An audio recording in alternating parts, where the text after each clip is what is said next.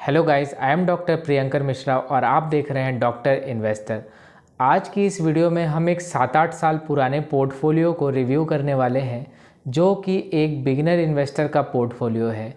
हम इस पोर्टफोलियो को बहुत ही सिंपल तरीके से, बहुत ही बिना किसी फंडामेंटल एनालिसिस के, बिना किसी टेक्निकल एनालिसिस के यहाँ पे बनाएंगे और हम ये देखेंगे कि क्या ये हमारा पोर्टफोलियो, हमारा ये मॉडल पोर्टफोलियो क्या म्यूचुअल फंड्स को बीट कर पाता है, क्या ये निफ्टी इंडेक्स 50, निफ्टी 50 के इंडेक्स को बीट कर पाता है या नहीं।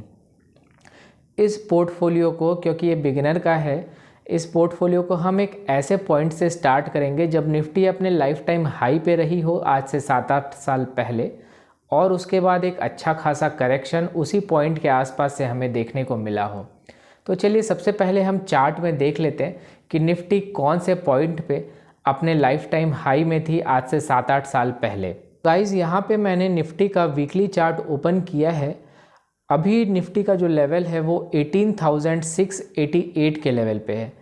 2015 के अराउंड हम बात करें तो यहाँ अगर हम देखें तो इसके पहले एक अच्छी खासी हमको रैली देखने को मिली थी, जो रैली थी 275% की, और इसके बाद, इस रैली के बाद एक अच्छा खासा करेक्शन हमको देखने को मिला था जो अप्रॉक्स 24-25 पॉइंट्स का था। तो 16 फेब के डेट को जब ये मार्केट अपने लाइफ टाइम हाई के आसपास थी, तब हमारे इन्वेस्टर ने अपनी इन्वेस्टिंग जर्नी को स्टार्ट किया। तो गाइज़, हम जो अपना पोर्टफोलियो इन्वेस्टर का बनाने वाले हैं वो 16 फेब के अकॉर्डिंग बनाने वाले। कुछ बेसिक रूल्स देख सकते हैं स्क्रीन पे। जो हमारा इन्वेस्टर है एक न्यू इन्वेस्टर है, मतलब बिगिनर इन्वेस्टर है, जिसको मार्केट की बहुत कम नॉलेज है, और ये जो इन्वेस्टिंग करने वाला है वो सेक्टर लीडर स्टॉक्स में करने वाला है। जो ग्रोथ स्टॉक्स हैं उन्हीं में इन्वेस्टिंग ये करने वाला है। और अगर टोटल इन्वेस्टमेंट अमाउंट की बात करें तो हमारे इन्वेस्टर के पास अभी 5 लाख का कॉर्पस पड़ा हुआ है, जिसको वो एक साथ इन्वेस्ट करेगा डिसाइडेड डे, मतलब 16 फेब को। 16 फेब में जो भी क्लोजिंग प्राइस होगा उस प्राइस पॉइंट पे हमारा इन्वेस्टर इन्वेस्टिंग करेगा। और ये इन्वेस्टर आगे 7-8 साल में, मतलब टिल डेट, आज तक ये अपने पैसे को निकाला नहीं है। तो हम आज के डेट में देखेंगे कि कितने परसेंट के इसे रिटर्न मिले हैं।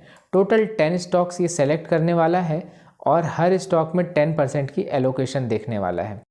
ओके गाइस, तो हमारा जो इन्वेस्टर है वो सिर्फ ग्रोथ स्टॉक्स में अपने सेक्टर की सेक्टर लीडर कंपनीज में इन्वेस्ट करने वाला है। तो सबसे पहले हम 10 सेक्टर्स डिसाइड कर लेते हैं। तो ये हमारे 10 सेक्टर हैं, जिसमें पहला आईटी है, दूसरा finance, banking, FMCG, luxury items, paints, chemicals, footwear, pharmaceuticals और इलेक्ट्रॉनिक इक्विपमेंट्स। ये 10 डेली यूज़ के सेक्टर जो हमारे इन्वेस्टर को समझ में आते हैं, उसे इसने चूज़ किया है। आईटी सेक्टर में अगर हम सेक्टर लीडर की बात करें तो टीसीएस। हमें ये पता कैसे चला?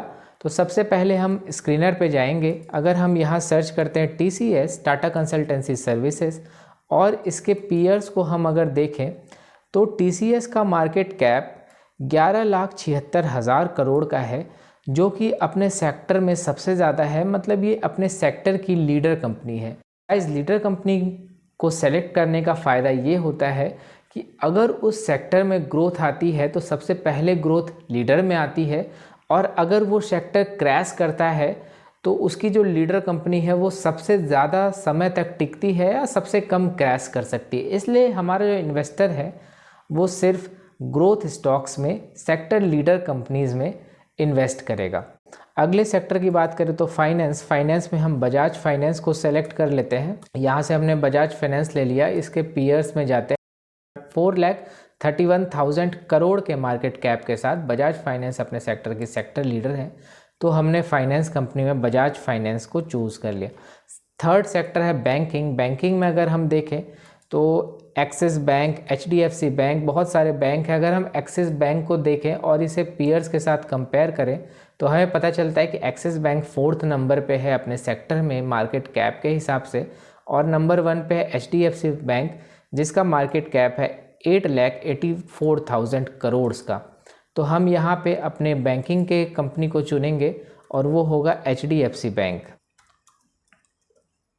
वैसे ही एफएमसीजी सेक्टर में अगर हम देखें तो एफएमसीजी में सुबह से शाम तक जो हमारी यूज़ की चीज़ें होती है वो सब हिंदुस्तान यूनिलीवर ही प्रोड्यूस कराता है। तो हम सर्च कर लेते हैं हिंदुस्तान यूनिलीवर को स्क्रीनर पे। तो गाइज़ यहाँ पे जैसे ही मैंने हिंदुस्तान यूनिलीवर को सर्च किया और उसके पीयर्स के साथ कंपेयर किया तो यहाँ पे देख सकते हैं हिंदुस्तान यूनिलीवर एफएमसीजी सेक्टर में सेक्टर लीडर कंपनी है 6,31,000 करोड़ के मार्केट कैप के हिसाब से। तो यहाँ पे हम चूज़ कर लेते हैं एफएमसीजी में हिंदुस्तान यूनिलीवर। वैसे ही luxury item guys, Rakesh Jhunjhunwala sir के पोर्टफोलियो की one of the biggest investment Titan, जो कि लग्जरी आइटम की सेक्टर लीडर कंपनी है, उसे हम अपने लग्जरी स्टॉक में अपने पोर्टफोलियो में जगह देने वाले हैं लग्जरी आइटम सेक्टर के अंदर। इसके बाद हम पेंट सेक्टर में एशियन पेंट्स को, जो सेक्टर लीडर है, केमिकल्स में पिडिलाइट को, फुटवेयर में रिलैक्सो को और फार्मास्यूटिकल में डिवीस, वैसे इलेक्ट्रॉनिक इक्विपमेंट्स के सेक्टर में हम हैवेल्स को यहाँ पे जगह देने वाले हैं। हमारे इन्वेस्टर ने इन 10 कंपनीज़ को सेलेक्ट कर लिया। अब हम बारी बारी से देखेंगे कि इन सारी कंपनीज़ की 16 फेब को क्लोजिंग प्राइस क्या थी। जब से पहले हमने चार्ट ओपन कर लिया है टीसीएस का, यहाँ हमने पहले से ही 16 फेब को मार्क करके रखा है। यहाँ मैं आपको थोड़ा जूम कर देता हूँ तो आप देख सकते हो 16 फेब को जो प्राइस क्लोज हुआ था वो 1292.25 के अराउंड में क्लोज हुआ था, यहाँ पर आप देख सकते हो। तो अगर इसी चीज़ को हम गूगल शीट में देखने की कोशिश करें तो यहाँ पे हमने कुछ फार्मूला लगाया हुआ है। टीसीएस 16 फेब 2015 को जो क्लोजिंग था 1292 का था 0.4 का, और यही हमको चार्ट में यहाँ पर देखने को मिल रहा है। अगर हम यहाँ ओपनिंग को एग्जैक्ट देखें तो 1280 की ओपनिंग थी, हाई 1297.5 बनाया था और 1292.4 का क्लोज अमाउंट बनाया था। ये गूगल फाइनेंस का सिंपल फार्मूला है जिसे मैंने यहाँ पे अप्लाई किया है। ऐसे ही हम सारी कंपनीज़ का जो बाई प्राइस है 16 फेब का, 16 फेब 2015 को जो मार्केट की क्लोजिंग प्राइस थी उसे हम बाई प्राइस सेलेक्ट कर लें। तो इसका क्लोज प्राइस 1292.4 है, मैं यहाँ पे 1292.4 डाल देता हूँ। और यहाँ क्वांटिटी इन्वेस्टेड अमाउंट हमारा 50,000 रहना चाहिए, उसके हिसाब से मैं यहाँ पे क्वांटिटी डाल देता हूँ, लिखते हैं 45 में।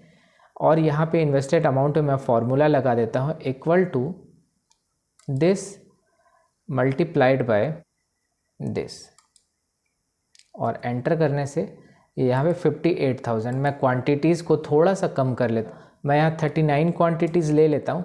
तो हाँ, ये 50,400 का इन्वेस्टमेंट होगा। टीसीएस के बाद अगर हम देखें टाइटन की, तो टाइटन की 16 फरवरी को प्राइस थी, क्लोजिंग प्राइस 417, तो 417 यहाँ इसकी बाय प्राइस आ जाएगी।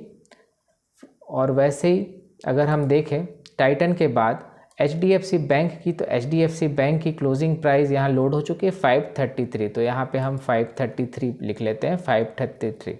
ओके, ऐसे ही मैं सारी कंपनीज़ को फिल कर लेता हूँ। ये एनएसई का कोड्स है, ये बाय डेट 16 फरवरी की बाय डिफ़ॉल्ट मैंने ली है और बाय प्राइस मैंने यहाँ से इस फॉर्मूले से देख लिया। जैसे देखें तो हैवेल्स की अगर हम बात करें तो हैवेल्स का क्लोजिंग प्राइस 16 फेब को था 267, तो 267 रुपीज़ का मैंने यहाँ पे बाय प्राइस ले लिया। वैसे ही हमने ये पूरा चार्ट बना लिया और क्वांटिटी सेलेक्ट कर ली ताकि जो इन्वेस्टेड अमाउंट हो जाए हमारा सारे कंपनीज़ में वो लगभग 50,000 के अराउंड हो जाए। ओके, अब करंट मार्केट प्राइस का मैंने यहाँ फॉर्मूला लगा दिया, तो मैंने करंट मार्केट प्राइस भी ले लिया सभी कंपनीज़ का, और current value, current market price को जब करंट क्वांटिटी से मल्टीप्लाई किया तो करंट वैल्यू आ गई। अब हम देख सकते हैं कि जो टोटल इन्वेस्टेड अमाउंट है हमारा इन सारे स्टॉक्स में 5,08,24 रुपये, मतलब 5 लाख का इसने कॉर्पस इन्वेस्ट कर दिया। और करंट वैल्यू जो बन चुके 27,73,000 की, मतलब परसेंटेज में गेन देखें तो 453% गेन हुई है। ओके गाइस, तो मैंने यहाँ पे CAGR का फॉर्मूला लगाया है। CAGR के लिए जो इन्वेस्टमेंट अमाउंट हम ले रहे हैं 5,84,000 जो हमारा इनिशियल इन्वेस्टमेंट अमाउंट है उसे माइनस में लेंगे, और डेट मैंने यहाँ पे 16 फेब की जो हमारा इन्वेस्टिंग बाय डेट है वो यहाँ पे हम सेलेक्ट कर लेंगे। वैसे ही जो करंट वैल्यू 27 लाख की बन चुकी है वो यहाँ पे हम लिख देंगे 27 लाख 16 जून को, मतलब आज की डेट में। तो हम अगर गेन की बात करें तो 22 लाख रुपीज़ का गेन हुआ है, जो परसेंटेज में 453% का गेन है। अगर यहाँ पे मैंने CAGR का सिंपल सा फॉर्मूला लगा दिया तो हम देख सकते हैं कि हमें एनुअली 22.8% के 80% के CAGR के साथ हमारा ये इन्वेस्टर का पोर्टफोलियो ग्रो हुआ है। तो हमने अभी अभी गाइस गूगल शीट में देखा कि हमारे इन्वेस्टर ने सिर्फ सेक्टर लीडर कंपनीज़ को चुना है और उसने 22.8% के CAGR एनुअली गेन किए हैं। तो गाइज़ यहाँ सारे म्यूचुअल फंड की अगर हम हिस्टोरिक बात करें तो पिछले 10 ईयर्स में Nippon India small cap fund ने 28% के CAGR के साथ रिटर्न दिए हैं। मतलब Nippon India fund, Nippon India small cap fund और क्वांट टैक्स प्लान फंड, इन 3 फंड्स को छोड़ दिया जाए तो हमारा जो पोर्टफोलियो है वो पिछले 10 ईयर्स में देखें तो CAGR के फॉर्म में इनने इन 3 फंड्स को छोड़ करके बाकी पूरे म्यूचुअल फंड्स को बीट कर दिया है पिछले 10 ईयर्स में। और ये एक सिंपल सा पोर्टफोलियो है इन्वेस्टर का जिसने सिर्फ स्टॉक लीडर कंपनीज़ को चुना है। पॉइंट टू पॉइंट रिटर्न की अगर हम बात करें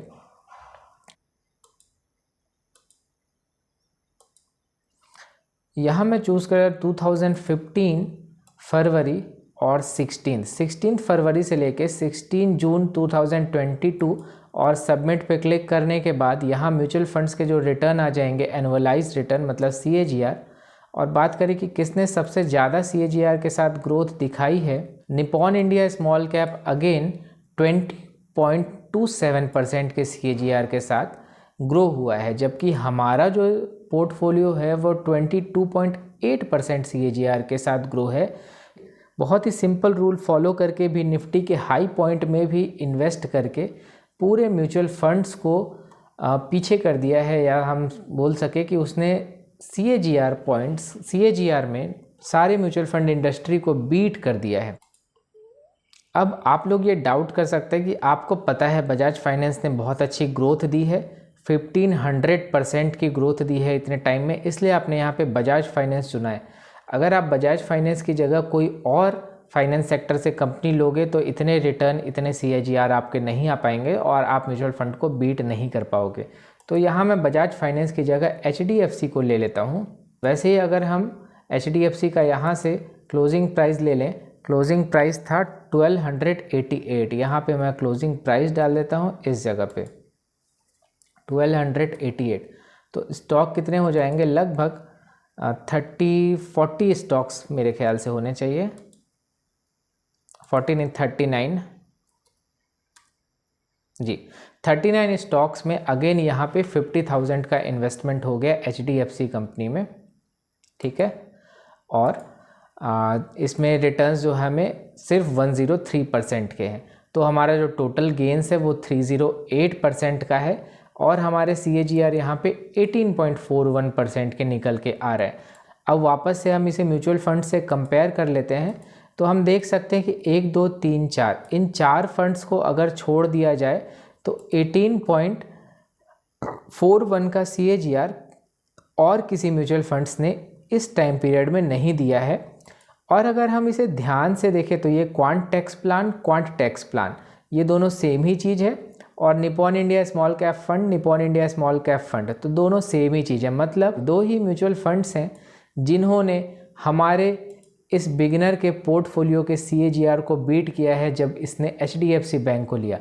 अगर इसने बजाज फाइनेंस को लिया था तो जो गेन्स थे वो बहुत ज़्यादा थे और किसी भी म्यूचुअल फंड ने उस टाइम पीरियड में इसे बीट नहीं किया था। यहाँ से आप देख सकते हैं कि एक बिगिनर इन्वेस्टर का पोर्टफोलियो जो पूरी म्यूचुअल फंड्स को बीट कर दिया, बहुत ही सिंपल स्ट्रेटजी के साथ। सिंपल, आपको ग्रोथ स्टॉक को चूज़ करना है और अब लंबे समय तक उसको होल्ड करना है। अगर आपने गलती से उसे लाइफ टाइम हाई पे ले लिया है तो भी आपको टेंशन नहीं लेना, वो वहाँ से 20-25% करेक्ट होगा और फिर भी आपको अल्टीमेटली 8-10 साल के अंदर जो रिटर्न्स मिलेंगे वो आपको बहुत अच्छे मिलेंगे, सारे म्यूचुअल फंड से बेहतर रिटर्न मिलेंगे।